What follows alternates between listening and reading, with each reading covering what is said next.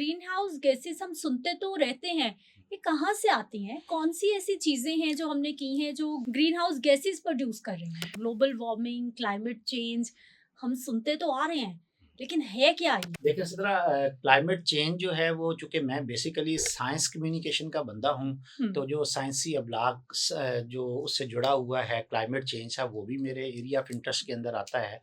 तो मैं इस हवाले से हमेशा ये कहता हूँ कि हम जैसे मुल्कों में जो क्लाइमेट चेंज से जुड़ा हुआ अबलाग है, वो क्यों नहीं अभी तक अपने लिए क्वालिटी और क्वांटिटी जनरेट कर सका। ठीक। तो उसमें एक बड़ी वजह ये है कि हमारे यहाँ जो आम आवाम से लेके हुक्मरानों से लेके मीडिया जो कि 3 बड़े एक्टर्स हैं, उनके यहाँ क्लाइमेट साइंस जो है उसका फ़हम इतना अच्छा नहीं पाया जाता है। तो ख़ुसूसी तौर पे हम मीडिया में भी देखें तो हमारे जर्नलिस्ट हज़रात जो हैं वो सेल्फ आइडेंटिफाइड एनवायरनमेंटल जर्नलिस्ट हैं। हुँ, उनको एज़ सच हमने जो है इस हवाले से इतना उनकी हमने वो कैपेसिटी बिल्डिंग नहीं की हुई।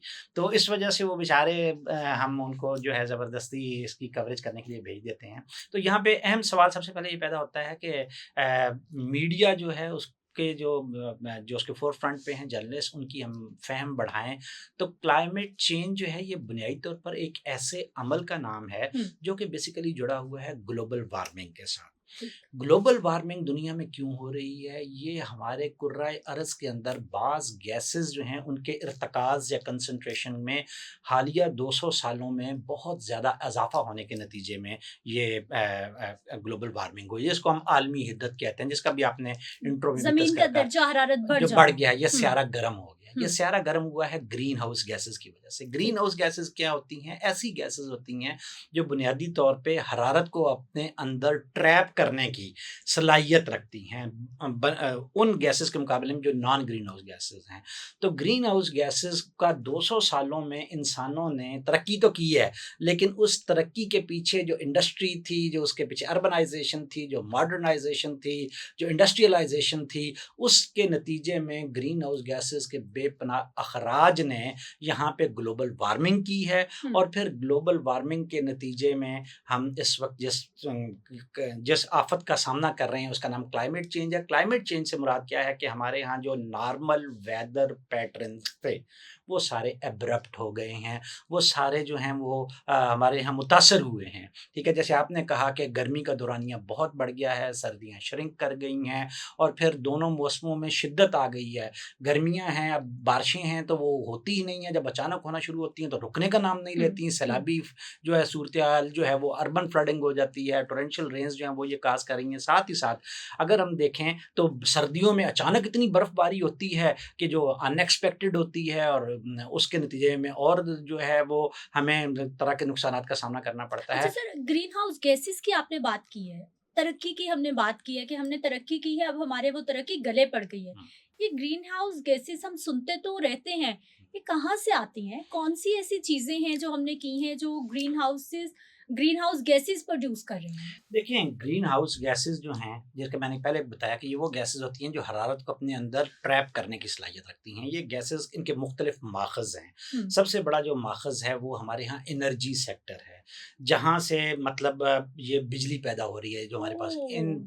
इन बिजली घरों के अंदर।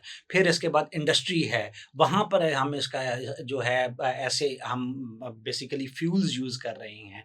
और तीसरा बड़ा जो सेक्टर हमारे पास आपको नज़र आता है ट्रांसपोर्टेशन सेक्टर है। हुँ, तो इन तीनों सेक्टर्स के अंदर हम क्या कर रहे हैं, फॉसल फ्यूल्स को बर्न कर रहे हैं। जब इंसान इंडस्ट्रियल रेवोल्यूशन 200 साल पहले यूरोप से जो है उसने अपना स्टार्ट लिया, तो इंडस्ट्री को चलाने के लिए इंसान जिस फ्यूल को लेकर आया वो फॉसल फ्यूल्स थे। हमने ज़मीन में से फॉसल फ्यूल्स हुँ, निकाले हुँ। और उसमें हमारे पास क्या है, ऑयल है, गैस है और हमारे पास कोल है जो सबसे खौफनाक है। इन तीनों को हम बिजली घरों में जलाते हैं, इंडस्ट्री में जलाते हैं, गाड़ियों में जलाते हैं, तो इवेंचुअली इनमें से एक बड़ी खौफनाक गैस निकलती है, उसको हम कार्बन डाइऑक्साइड कहते हैं। ठीक। वो कार्बन डाइऑक्साइड एक ग्रीन हाउस गैस है। अब जो इंसान इन तीनों के ऊपर अपना इन्हसार बढ़ाए जा रहा है, ये ज़्यादा फ़िज़ा में ख़ारिज हो रही हैं, तो इवेंचुअली ये क्या करती हैं, ज़मीन के अंदर आने वाली जो सूरज की तरफ से रोशनी और हरारत है, जो अल्ट्रावायलेट रेज़ की शक्ल में ज़मीन तक हुँ, आती है, हुँ। ये उसमें से हरारत को अपने अंदर जज़ब कर लेती हैं और सही। ये मुसलसल 200 सालों से किए आ रही हैं। तो इवेंचुअली उन्होंने क्या किया है, वो अब गैसेस ज़मीन से ये बाहर नहीं जा रही कार्बन डाइऑक्साइड। कार्बन डाइऑक्साइड का एक मॉलिक्यूल अगर एक दफ़ा खारिज हो जाए, तो वो फिर अगले 1000 साल तक इसी एटमॉस्फेयर के अंदर ही रहेगा। यानी वो डिसॉल्व नहीं नहीं, होता, वो डिज़ॉल्व खत्म वो नहीं होता। खला में नहीं जाता। 1000 हम्म। साल तक का वो दौरानिया लेता है, 100 से लेके 1000 साल तो तक। सर, जब हम तरक्की कर रहे थे, इतनी बड़ी बड़ी कंपनीज इंडस्ट्रीज लगा रहे थे, जब हमें पता था कि हमने ये वाला ईंधन इस्तेमाल करना है तो इसका ये नुकसान हो सकता है, उसका कोई हल था ही नहीं या उस हल की तरफ हम गए नहीं? नहीं, उस वक़्त इतनी रियलाइज़ेशन नहीं थी कि हम्म। ये हमें 2 बड़ी जो है ना मुसीबतें और आफ़तें इस इंडस्ट्रियलाइज़ेशन के साथ जुड़ी हुई हैं। ठीक। एक तो हमने माहौलियाती तब्दीली अब हमने ऑब्ज़र्व करना शुरू की है, दूसरा ही जो इससे जुड़ा हुआ कॉन्सेप्ट है वो है माहौलियाती आलूदगी का। ठीक है? हम्म। माहौलियाती आलूदगी इज़ समथिंग डिफरेंट। हमारा जर्नलिस्ट बेचारा जो है वो उसको कन्फ्यूज़ भी कर जाता है रिपोर्ट करते हुए। हाँ। वो माहौलियाती तब्दीली के लिए माहौलियाती आलूदगी का वर्ड जो है ना अल्टरनेटिवली यूज़ कर लेता है। माहौलियाती आलूदगी का ताल्लुक हवा के मियार से है। अगरचे ये दोनों आती मोस्टली एक ही सोर्सेज़ से हैं। माहौलियाती आलूदगी हवा के अंदर जो हमें अभी स्मॉग शुरू हो जाएगी और भी 1 एयर महीने क्वालिटी बाद इंडेक्स एयर हम हर क्वालिटी रोज इंडेक्स ही सुनेंगे कि आते, क्या तो हो वो गया। भी इंडस्ट्री से पावर हाउसेस से, ट्रांसपोर्टेशन से ही हैं। लेकिन वो धुएँ की शक्ल में उसका बड़ा जो स्मॉग का बड़ा कॉन्स्टिट्यूएंट है, वो है कार्बन पार्टिकल्स, जो कि इन जलने के कंबस्चन के नतीजे में। लेकिन जो हिस्सा हमें नज़र नहीं आता इस कंबस्चन के प्रोसेस से, वो कार्बन डाइऑक्साइड के नाम से निकलने वाली हम्म। गैस है।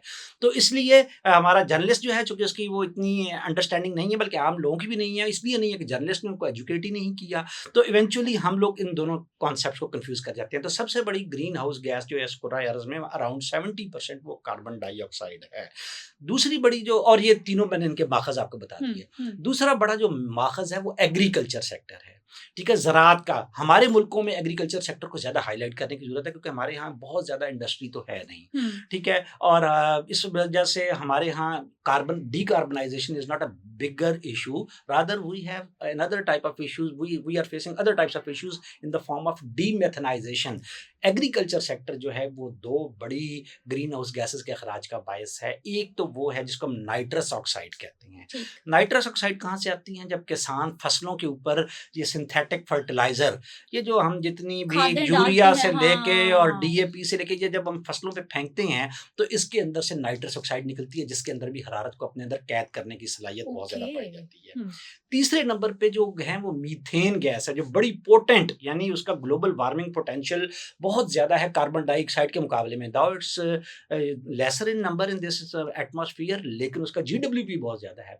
तो वो कहाँ से आती है, हमें उसका भी पता होना चाहिए। हम्म। हमारे इस खित्ते में हमें उसका ज़्यादा पता होना चाहिए, क्योंकि यहाँ पे उसकी बड़ी सोर्सेज़ जो हैं वो हमारे यहाँ लाइव स्टॉक सेक्टर है। ये जो गाय भैंसें हमारी हुकूमतें ऐद करती हैं, जी हमारे पास तो जी ये देखें ब्लैक गोल्ड है, हम एक्सपोर्ट करके इतना पैसा कमा सकते हैं। लेकिन अनफॉर्चुनेटली हम इग्नोर करते हैं कि मगरब के अंदर गाय भैंस जो लाइव स्टॉक सेक्टर जो है उसको थोड़ा सा उन्होंने डिस्करेज, अभी इतना तो नहीं किया, लेकिन आने वाले सालों में उसको डिस्करेज करना चाह रहे हो। तो रिसर्च ही और साइड पे जा रही है, क्योंकि गाय क्या करती है, गाय या भैंस जब सब्ज़ चारा खाती है, तो उसके बेदे के अंदर जो उसकी उसके उसके जज़ब करने का या उसके हज़म करने का अमल है, उसके नतीजे में उसको हम एंटेरिक फर्मेंटेशन कहते हैं। उसके नतीजे में प्योर मीथेन उसके मुँह से निकलती है। उसको हम कहते हैं काऊ बर्पिंग, उसको उर्दू में आप उसकी ट्रांसलेशन ये कहें कि गाय के डकार कह लें। हाँ। तो वो जो प्योर मीथेन मुँह से खारिज करती है, फिर उसका जो है, जब वो उसका फुज़ला होता है, जो गाय का गोबर है, उसके अंदर से भी प्योर मीथेन खारिज होती है। मगरबी ममालिक के अंदर इस वक़्त रिसर्च जो है वो एंटेरिक फर्मेंटेशन के ऊपर है। उन लोगों ने अपने यहाँ जो गाय, भैंस वग़ैरह है या इस टाइप के जितने रूमिनेंट्स हैं, जिनके रूमेन के अंदर एंटेरिक फर्मेंटेशन होती है, उन्होंने क्या किया है कि रिसर्च इसी पे, अभी मैं आपको ये मिसाल दे रहा हूँ, ये पिछले साल ही बेलिंडा गेट्स फाउंडेशन ने इसके ऊपर बहुत हैवी फंडिंग की कि यूनिवर्सिटियों के अंदर रिसर्च करें। तो न्यूजीलैंड की यूनिवर्सिटी में स्टूडेंट्स ने प्रोजेक्ट विन किया कि किस तरह से एंटेरिक फर्मेंटेशन से मीथेन को कम करने के लिए कोई हम चारा बनाएं। तो वो समुद्र में से वीड्स निकाल कर लाएं कि अगर ये खिला दी जाएं तो ये आदी हो जाएंगी। आदि हो इस पे जाएगी, यानी साइंस वो सब्ज चारा जो हमारे यहाँ तो कॉमन है, कॉमन रवायती है, तरीका है रवायती कि तरीका वो सब्ज चारा लगाते हैं और वही गाय भैंसों, वो है। ऑल्टरनेट ढूंढ रहे हैं वो कि हमारा अल्टरनेट ढूंढ रहे हैं, लाइफ स्टॉक भी सेफ रहे और माहौल भी सेव हो जाए, सेव हो जाए। उसका फूड चेंज कर दिया जाए।